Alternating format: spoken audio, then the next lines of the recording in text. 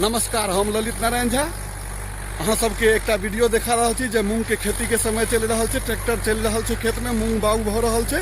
बाउग करऽ वाला बाउग कर रहा छथिन। देख लियो कि जैसे खेत में कते यानी पक्षी सब छै, बगुला, कौआ, मैना सब छै। ट्रैक्टर के पाछा पाछा सब दौड़ै छै। कथी लेल?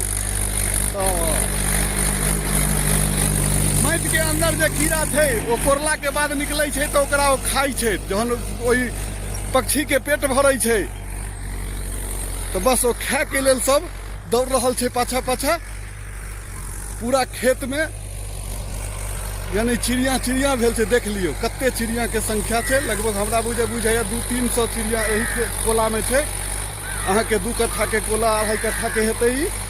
आ सब चिड़िया सब अपन बिया बाउग करऽ वाला बाउग कर रहल छथिन। जल्दी एकदम छीट रहल छथिन। ट्रैक्टर वाला धाई जोत रहल छै खेत के, जेकि यानी एक खेत के जोत के दोसर खेत में जेतै। कियाकि हुनका ट्रैक्टर छन, ट्रैक्टर कमाए के लेल नहीं छथिन। आ ट्रैक्टर के जनसंख्या बहुत छै गाँव में। अगर हम नहीं जोतबै जल्दी तो दोसर आबि कऽ हमर खेत जोत लेत, हमरा कमाई कम हैत। तैं दुआरे ई बेरा बेरी पूरा बांध के जोत रहल छथिन। आ देख लियो ई वीडियो अहाँ सबके केहन लागि रहल है।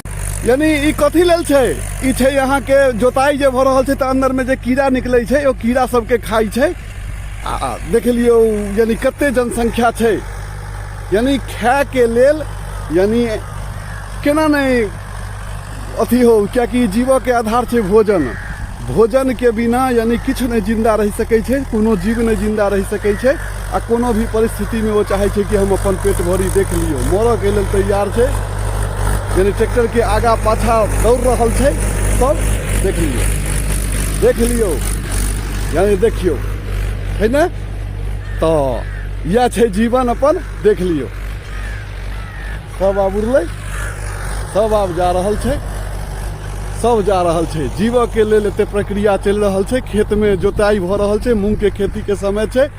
आ सब बगुला सब एकटक्के लगेने छै जे कि कीड़ा मकोड़ा ओकरा भेट रहल छै। ट्रैक्टर के आगा पाछा दौड़ रहल छै, उड़ रहल छै, जे कि आ तक के सब चुन के खा रहल छै।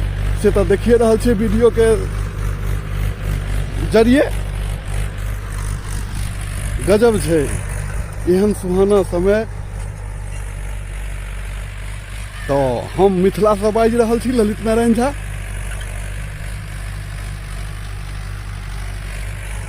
अखन मूंग के खेती के समय छै। गहूम कटा रहल छै धीरे धीरे। आ मूंग के खेत तैयार भ रहल छै। सब आदमी एहि वीडियो के आनंद लिया।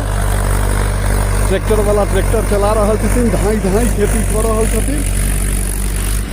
हुनका ट्रैक्टर चलते तहने पाई के आमदनी हेतै। जते खेत जोतथिन तते। तो एकटा हम ई वीडियो देखेलहुँ है, केहन लागि रहल है से अहाँ सब कहबै। ई दोसर चास भ रहल छै खेत के। देख लियो एते लग सब बगुला के खेत में आबि के कहियो ने वीडियो बनेने छलहुँ है। देख लियो सब एहि कात से एहि कात उड़ि रहल छै ट्रैक्टर के पाछा पाछा। देखियो ट्रैक्टर के पाछा पाछा जाके बैठे छै। ट्रैक्टर के पाछा जाके तुरंत दौड़ऽ लगे छै सब कौआ, बगुला। अगल बगल में मेनो सब छै कतौ। तो ई वीडियो केहन लागि रहल है से कहबै।